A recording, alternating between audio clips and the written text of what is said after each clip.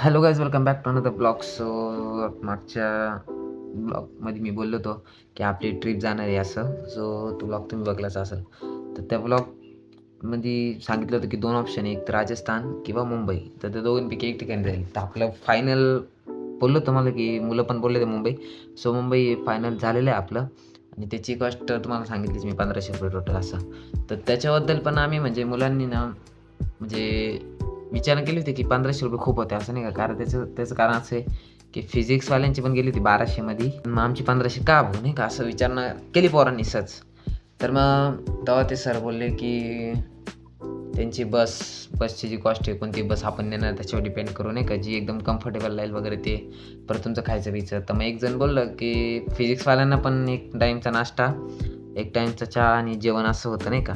तर मग त्यांना 1200, मग आपल्याला 1500 का बरं. सो त्याच्यावर मग ते सर ते पण बोलले की बसचं त्यांनी सांगितलं कम्फर्ट वगैरे ते त्यांनी कोणती बस नेली कोणती ना, आपण चांगलीवाली नेऊ, चांगली नेऊ. आणि दुसरं म्हणजे की सायन्स सेंटरवर नाही येता एखादं प्लेस नाही का, एखादं जे तुमच्या आवडीचं असेल, एखादं तुम्ही ठरवून ठेवा, आपण तिथं पण व्हिजिट करू, म्हणजे असं फिरायला नाही की एन्जॉय म्हणून फिरून येऊ असं. मग त्याच्यामुळे ती कॉस्ट पकडली असं डिझेल वगैरेची. तर आता काय होतं काय माहिती.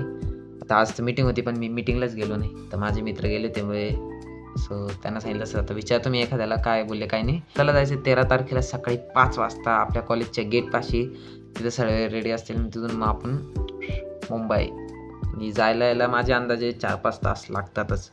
आणि तेच मी एक म्हणजे जो फिजिक्सवाला होता माझा मित्र, त्याला मी विचारलं की काय रे भाऊ, तुम्हाला 1200 नेलं, आम्हाला 1500, मग काय कशी तुमची बस वगैरे काय ते. तर नाही काही नाही, बस तर खूप चांगली होती, शॉकेट वगैरे होतं मस्तपैकी, म्हणजे चार्जिंगला काही प्रॉब्लेम नाही, चार्जर घेऊन जाय फक्त सोबत असं. आणि तसं भरपूर तो बोलला नाही, चांगलं वगैरे नाश्ता वगैरे जेवण सगळं होतं. फक्त विषय असं, जायला काय टाईम लागत नाही पण यायला उशीर लागतो कारण ट्रॉफिकमुळं नाही का. सो मग त्या वेळेस मी विचार केला यार, आता हे सर लोक जर म्हणते आहे की इथून आपण सायन्स सेंटरला जाणार आणि येता एखादा तुमचा जो आवडीचा स्पॉट आहे वगैरे तिथं फिरायला जाऊ नाही का असं. पण खरंच फिरायला भेटेल का भाई. कारण जर समजा इथून जायला 5 तास, सकाळी 5ला जर निघलं तर 10-11 पर्यंत पोहोचलो समजा. तिथून 2-3 तास तिथे सायन्स सेंटरला किती वेळ लागतो काय माहिती. म्हणजे करू पण शकतो कारण फिजिक्सवाल्यांची ना डायरेक्ट 1-1:30 वाजता रात्री ट्रिप आली ती 1-1:30 वाजता. तर मग त्या वेळेस स्वतः आपली पण तेवढा टाईम लागू शकतो. पण मग जर ठरवलं तर इथं घेऊन पण जाऊ शकते दुसऱ्या ठिकाणी फिरायला. पण मग आता तो एक बोलला होता की जायला वेळ नाही लागत, यायच्या टायमात ट्रॉफिक खूप लागते, मग त्याच्या खूप वेळ निघून जातो, मग शक्यतो तुमच्या सर लोकांनी येणार नाही नाही का. आता ते ट्रिपला गेल्यावर कळेल काय होतं काय नाही.